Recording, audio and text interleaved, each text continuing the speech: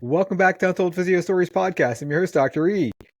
In many cases, and McKenzie clinicians have known this for years, end range is where the magic happens. It's a really famous MDT slash McKenzie saying. And, from a traditional manual therapy standpoint, do we prefer grade 3s and 4 mobilizations, Maitland grade 3 and 4 over grade 1 and 2? I would essentially.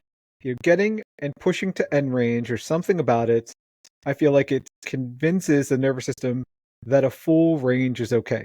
From a neurophysiologic perspective, I think that it bombards the CNS with healthy, novel, non-threatening information, and that's why, in general, I also use things like isometrics, ISTM, edge mobility bands, different directional loading strategies like a tibial rotation, an internal rotation, an external rotation, specifically tibial internal rotation for flexion and external rotation for extension.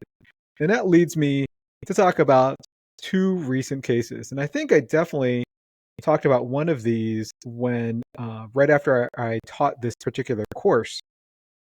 But there were two individuals actually. Both of them had knee surgeries, and both of them were missing a significant amount of knee flexion, but also a significant amount of knee extension. And in general, I think when people are missing knee flexion, and we're talking about both maybe had 60 degrees of knee flexion at most, when patients are missing knee flexion, as clinicians, because we want people to be able to sit and to squat and to go up and down stairs well and to do all kinds of great closed chain ADLs and exercises, we tend to work on the flexion first. But in this case, it's one of the clinical practice patterns that I teach and those who are missing terminal knee extension, and I'm talking about hyperextension beyond zero, as long as the uninvolved side also has hyperextension, and that's always been normal for that patient. If they're missing that hyperextension, you should try to restore hyperextension first, especially because in both cases, both patients have been trying and worked and failed at restoring flexion. The first individual is an older guy. He maybe had something like 3 to 5 surgeries. The first one was, I believe, an ACL or arthroscopy or some kind of total knee or something like that. But then he ended up having multiple infections, so he had multiple surgeries after that. And he was significantly limited in flexion. He was a very big guy, though. I think he was in his late 60s, and he actually had tried to load with a single leg press over 200 pounds and tried to hold it sustained for several minutes, for several months to try to improve his knee flexion. He was missing a significant amount of knee extension as well, at least negative 20, negative 30. And I'm talking about not negative hyperextension, but 20 to 30 degrees of flexion. The second guy, another bigger athletic trainer, not quite as old, but again, after a single knee surgery, he was missing a significant amount of knee extension.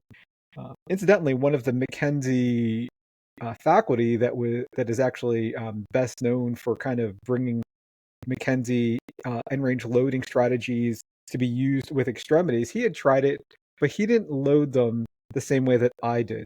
I find that McKenzie purists, they tend to do a lot of open chain knee extension, but in both these cases, with their permission, and since they were so strong, especially with the first one, the first patient, the guy who was actually using 200 pounds single leg press, I had someone hold down his femur and holding it into internal rotation and basically fixing it to the table while I cranked on his leg into extension, and I with double edge mobility bands, one on the femur, distal femur, and one on the proximal tibia, and we eventually got him to at least zero, maybe a tad bit of hyperextension, but his flexion also improved 30 degrees. Now, I think after that, because it's been so long, he actually had, he became a slow responder after that, although he did email me a couple of weeks later or maybe a month later and said that his gains in flexion have stayed.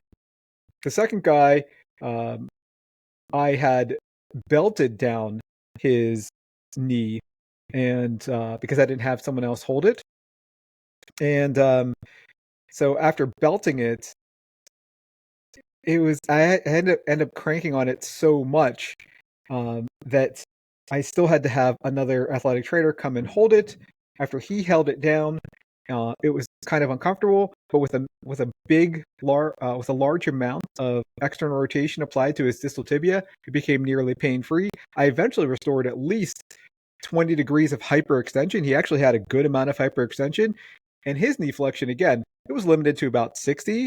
But after this, his calf, he went from a hard end feel, which again, I didn't know if it was a tone problem or a bone problem. He went from a hard end feel to a soft end feel, as in his calf was now approximating his hamstring. So we often say end range is where the magic happens, but what do you do to attain the end range? I think, so, and McKenzie purists would like this, is that we should assume, even in a case of something being chronic and long-standing, that it could be a rapid responder until proven otherwise. So in both of these cases, I really cranked on the end range, probably way more than another clinician would, but these were both two very large gentlemen. Now, a third case, I did something very similar. It's a case I've been working with. She had a couple of knee surgeries. She was missing a great amount of knee extension, but also flexion. Her flexion had improved to about 90 degrees, still kind of stuck there. I told her both these stories, and I said, look, do you give me permission to be a little bit more aggressive than I have been with restoring your extension? With her, I belted her down. Again, she didn't have nearly as much mass.